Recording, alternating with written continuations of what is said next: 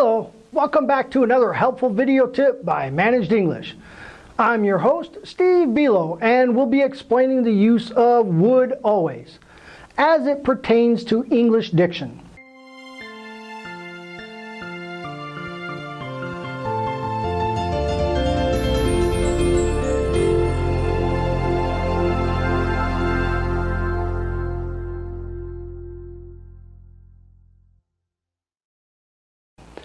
This is my second video and is in response to a viewer's question on the meaning of would always.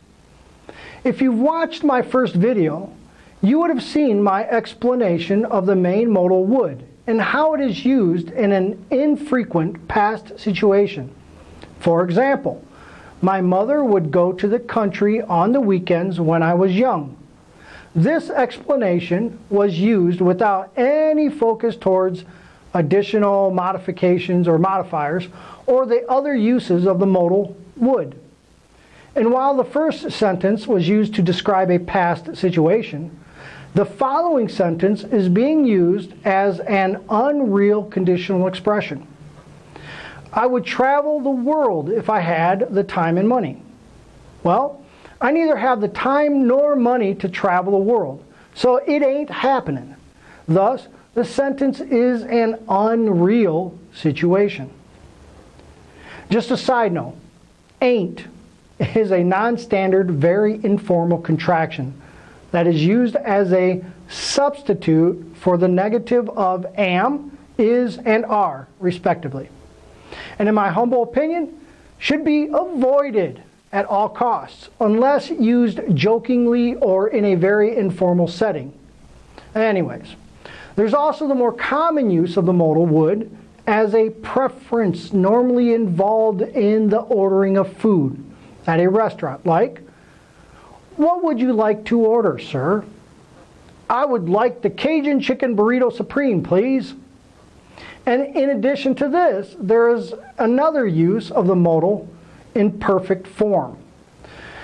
But I'm getting onto a tangent, and I need to return to the task at hand, which is the significance of would always.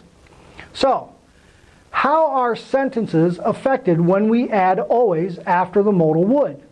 Well, let's look at it. Let's look at what happens to our previous example of a past situation.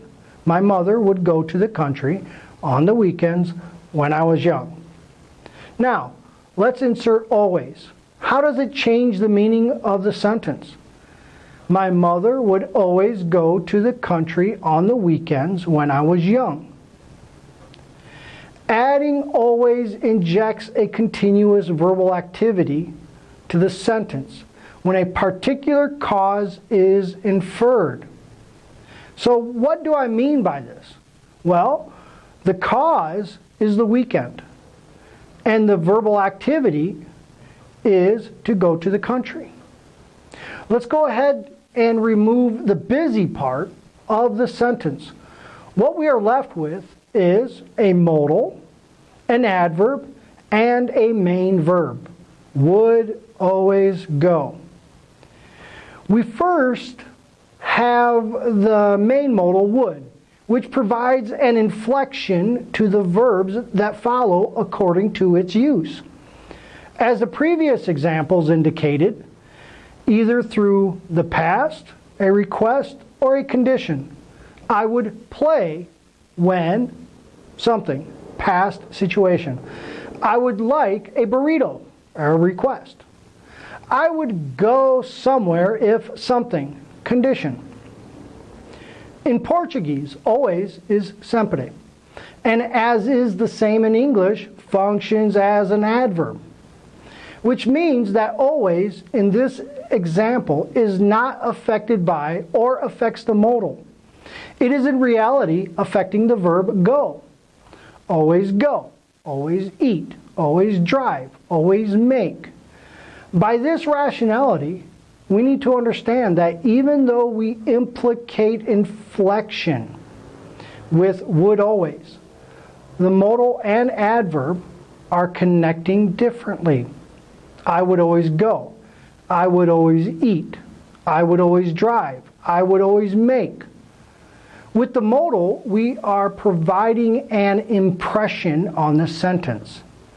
Whereas with the adverb always, we are indicating a continuous situation. Note, do not confuse this as a habitual situation as explained in my previous video. This is a continuous verbal action limited by the infrequent nature of the modal verb would when used as a past situation, of course. Like in, I would always make breakfast burritos when I vacationed on Put-in-Bay Island. With a conditional example, I could say, I would always go skiing if I lived next to the mountains. The first example implicates a continuous activity based on my vacations I took in the past to a specific island, while the second sentence describes an unreal condition of a regular interval or nature. In concluding, when confronting a sentence that has the phrase would always, remember that would holds the impression of the sentence, and the adverb always maintains the continuous nature of the verb it's modifying. Well, that's my explanation, as short as it is, of would always. And what is really happening when we see the two together.